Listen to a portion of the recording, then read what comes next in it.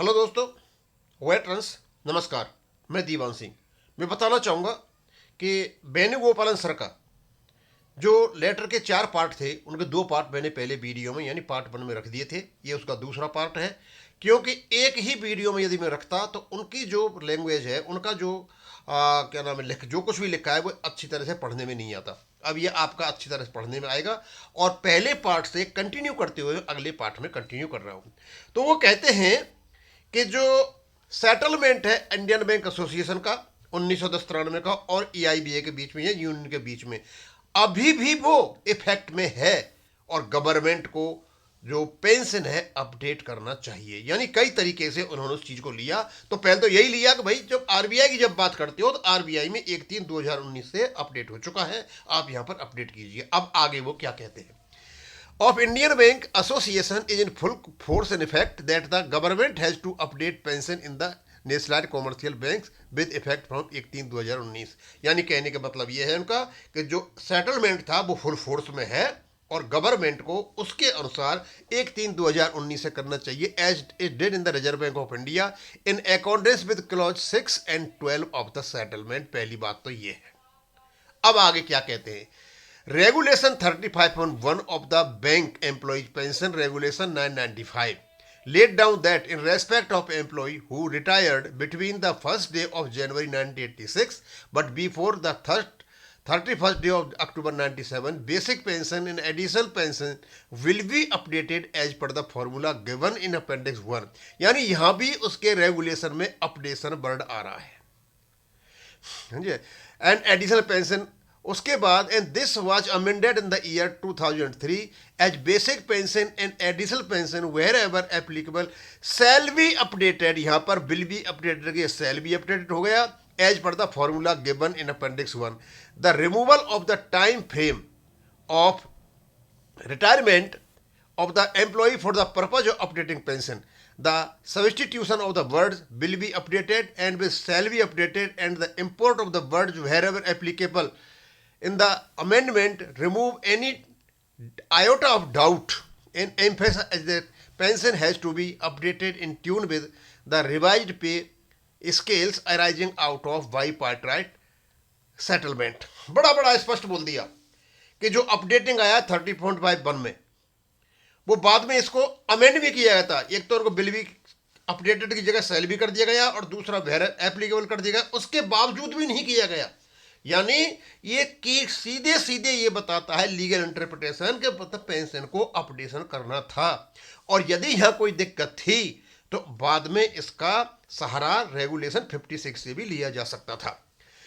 Regulation 56 of the pension regulation lays down that in case of doubt in the matter of application of these regulations, regard may be had to the corresponding provisions of the Central Civil Services Rule 1972 or Central Civil Services Rules 1981 applicable to central government employees, with such exception and modification as the bank with the previous sanction of the central government may from time to time determine, making it unambiguous that to the extent banks have to not determine any exceptions and modifications making any of the rules applicable to the central civil pensioners, pension is to be revised with the implementation of bipartite settlement in the same way central civil pension is revised with the implementation of the। बड़ा सीधा साधा था कि यदि यह कोई doubt है तो सीसीएस 1972 का सहारा लिया जाए, और सहारा यह लिया जाए कि भाई वहां पेंशन अपडेशन होता है कि नहीं होता है। वहां पेंशन पे होता है तो यहां भी होना चाहिए। क्या लिखा हुआ है कि वहां नहीं लिखा हुआ तो यहां भी नहीं लिखा होना चाहिए था। ये सारी चीजें मतलब क्या नाम है सिंक्रोनाइज होती हैं, और ये सारी की सारी चीजें ने यहां पर ले ली।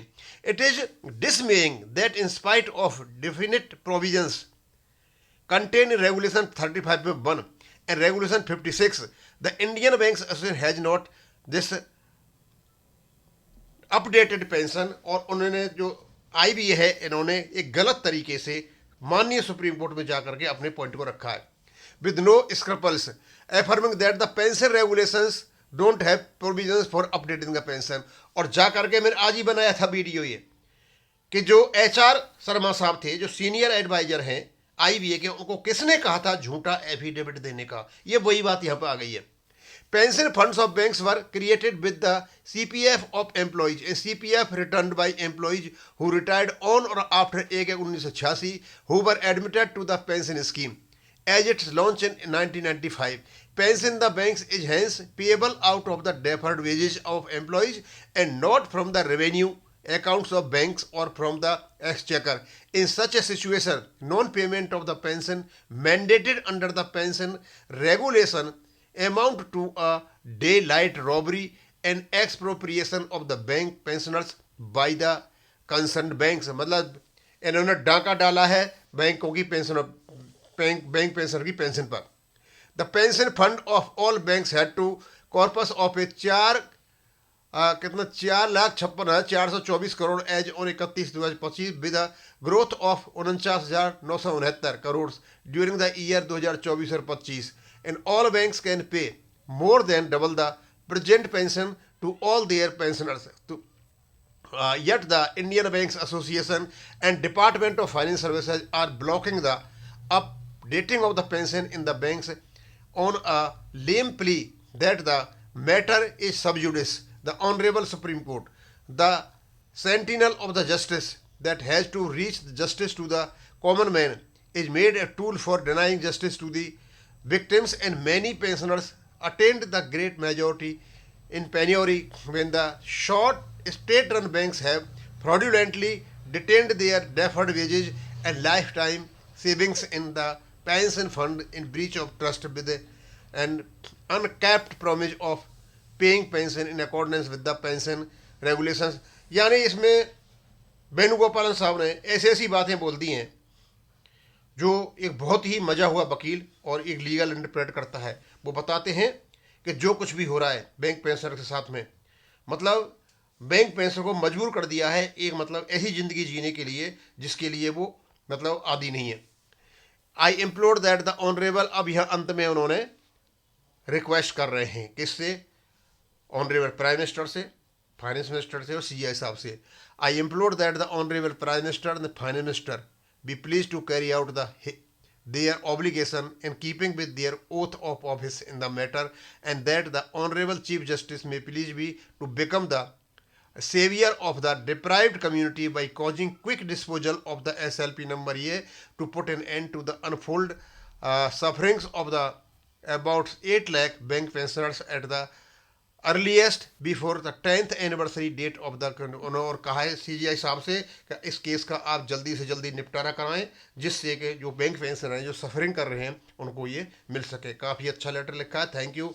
और ये वेणुगोपालन साहब ने लिखा है, ये फेथफुली पूछा. ये उनका सेकंड पार्ट है और इस सेकंड पार्ट में मैं आपको बताना चाहता हूँ कि ये उनका सेकंड पार्ट जो है ये पहले वाले पार्ट से साथ में पढ़ा जाएगा. और हालांकि 2 वीडियो बन करके आएंगे जिससे कि आप इसको आराम से पढ़ सको. अब मैं इसको ज़्यादा नहीं लेके जाऊँगा. थैंक यू, धन्यवाद.